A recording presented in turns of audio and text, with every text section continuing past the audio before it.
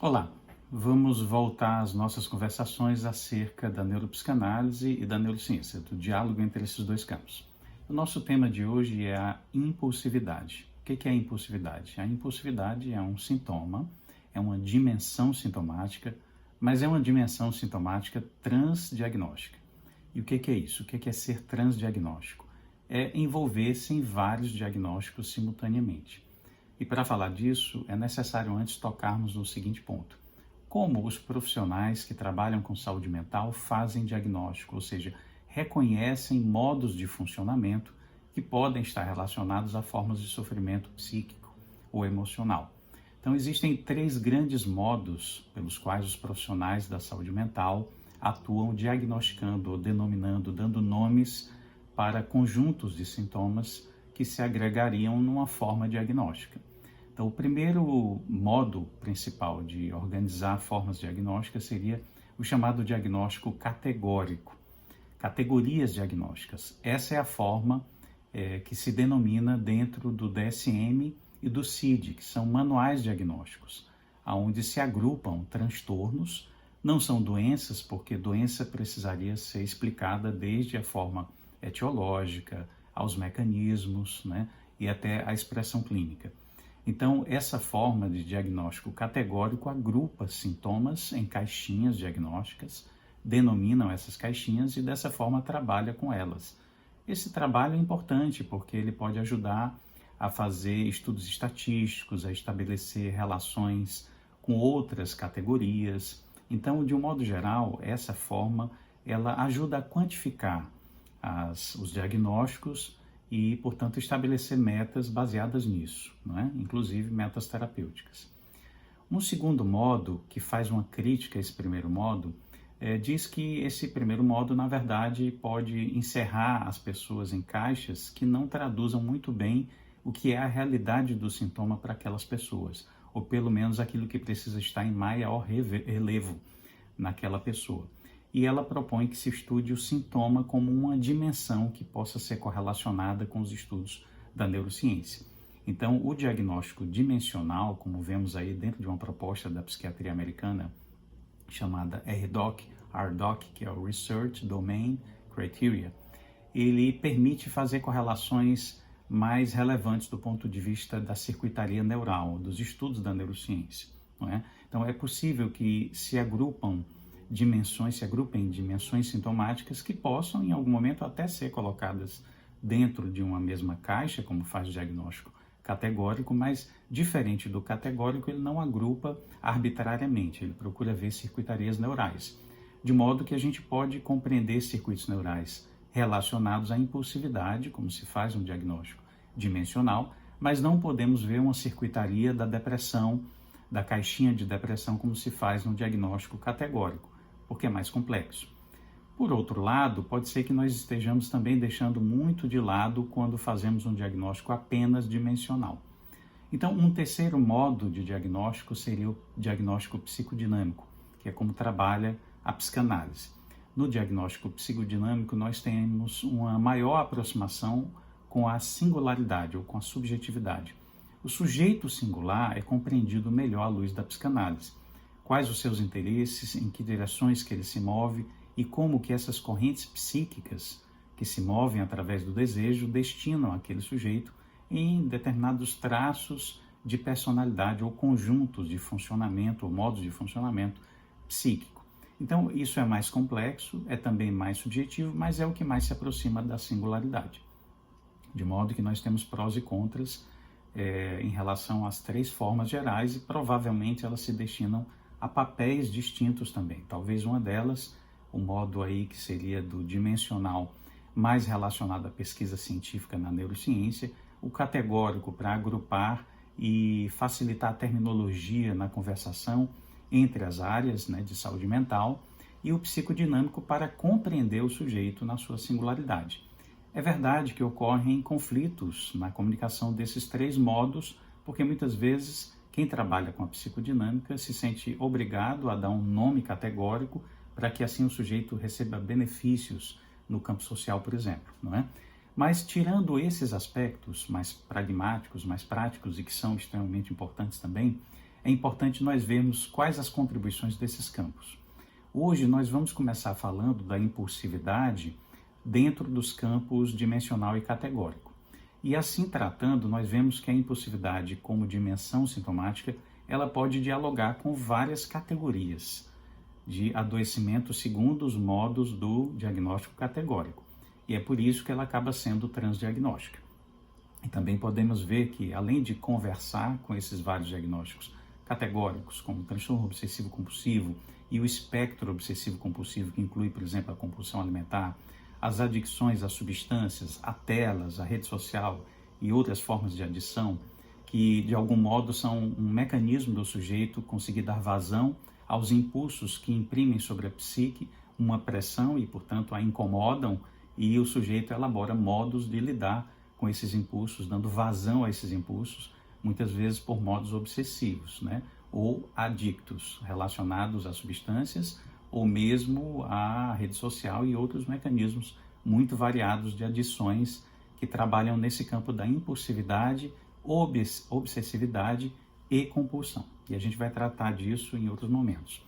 Mas também a impulsividade pode estar presente em transtornos depressivos, em quadros demenciais, em várias outras formas categóricas, onde a impulsividade se torna mais saliente, ela se torna mais significativa e acaba sendo o problema principal daquele diagnóstico categórico. Daí a importância do diagnóstico dimensional. Trabalhando ainda nessa linha, vemos que há circuitos que explicam a impulsividade. Se observarmos a estrutura cerebral e imaginarmos que a impulsividade ou os impulsos, como nós chamamos na psicanálise, as pulsões, imprimem a psique, portanto a estrutura cerebral também uma determinada pressão, podem ocorrer dois caminhos possíveis em geral, genericamente falando. Esses dois caminhos, se nós imaginarmos que são trilhos de um trem, poderíamos mudar a alavanca para uma direção ou para outra direção. Numa das direções, os impulsos vão para o córtex pré-frontal, especificamente para o córtex pré-frontal dorsolateral, que tem a ver com as funções executivas. Para que a alavanca do trilho seja desviada nessa direção, antes é preciso que uma outra estrutura do córtex pré-frontal, chamada córtex órbito-frontal, iniba o direcionamento da impulsividade para as áreas límbicas, emocionais e motoras do córtex pré-motor. Se, ao contrário, essa alavanca estiver desviada para essa direção, das áreas límbicas, áreas de gratificação, como, por exemplo, núcleos accumbens no estriado ventral, e a área límbica relacionada ao córtex cingulado anterior e a área pré-motora, nós vamos ter como consequência da impulsividade disfunção ou descontrole emocional e hiperatividade, porque a motricidade, a hiperatividade motora, portanto, vai ser um modo de dar vazão a esses impulsos da impulsividade que incomodam aquele sujeito. Então, significa dizer que a impulsividade ela pode ser entendida como a incapacidade de adiar gratificação. Ao invés de aguardar que o córtex pré-frontal resolva problemas, funcione ao modo das funções executivas, não é? Trabalhe o pensamento, enriqueça-se através da linguagem, do pensamento, de projetos, consiga adiar gratificação e sentir prazer nas etapas que vão ter um destino final como um resultado global, um produto global na vida daquele sujeito. Muitas vezes o sujeito precisa desaguar essas tensões de forma mais rápida, funcionando no que a gente chama de circuito 1, que é aquele da gratificação imediata, que leva as pessoas muitas vezes aos atos obsessivos compulsivos relacionados a formas distintas de adoecimento, inclusive as adições. Então, é preciso que a gente consiga modificar essa alavanca, e a gente não faz isso mecanicamente e não tem remédio que faça isso também não. Existe medicação que trabalha a favor, talvez, de manter a atenção e, portanto, a atividade do córtex pré-frontal, é o que se faz com os psicoestimulantes em relação a pacientes com TDAH, por exemplo, e até em outras condições que os psicoestimulantes são também indicados, mas é preciso trabalhar o campo subjetivo do sujeito para que ele veja significado nessas ações. Senão ele não se mantém, ele apenas substitui a adição dele. Para trabalhar esse campo mais subjetivo, a gente vai precisar de outros vídeos. E num deles, provavelmente no próximo, a gente vai trabalhar a ideia do Default Mode Network, o DMN, que tem a ver com essa relação da impulsividade também. Ao invés de ter um modo de funcionamento padrão, existe um desvio para o campo da impulsividade. Então isso a gente vai trabalhar em outros momentos. Por enquanto, nesse vídeo, a gente queria deixar as seguintes ideias. A ideia de haver duas trilhas possíveis. Nessas trilhas, né, da impulsividade pode haver dois caminhos, que são desviados por uma alavanca, e essa alavanca está na posse ali do córtex órbito-frontal. Ele pode inibir a impulsividade dessa direção do circuito 1, que é o circuito da gratificação imediata, o modo que traz prazer imediato, deságua as tensões de forma imediata, lá no núcleus accumbens, que é a área de prazer ou recompensa, não é? E também vai acabando por levar também a circuitaria para o córtex pré-motor, lá no alto, e que, portanto, vai levar à hiperatividade, e é por essa razão que muitas vezes nós temos a hiperatividade associada à impulsividade. É improvável que essa área não seja ativada em casos de impulsividade, não é? Na presença desse sintoma. Então, a impulsividade, a desregulação emocional são consequências da ida nessa direção do circuito, ao invés de ir na direção do córtex pré-motor, não é? E quem faz essa regulação da alavanca é considerado, em geral, o córtex órbito-frontal. Então, se a alavanca é desviada para o circuito 1, nós temos desregulação emocional e hiperatividade, que é o que ocorre, por exemplo, no TDAH e em outros transtornos, quando nós falamos de diagnósticos categoriais.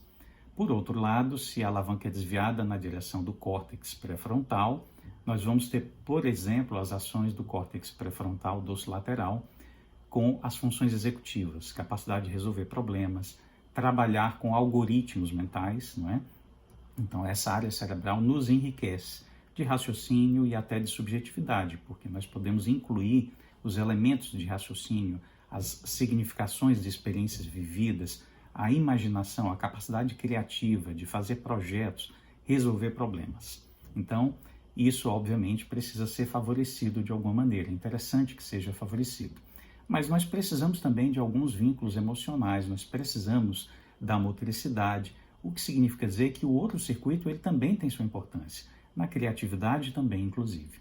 Mas o que ocorre na impulsividade é que esse circuito é muito favorecido porque o sujeito não consegue adiar a gratificação e quer logo a recompensa.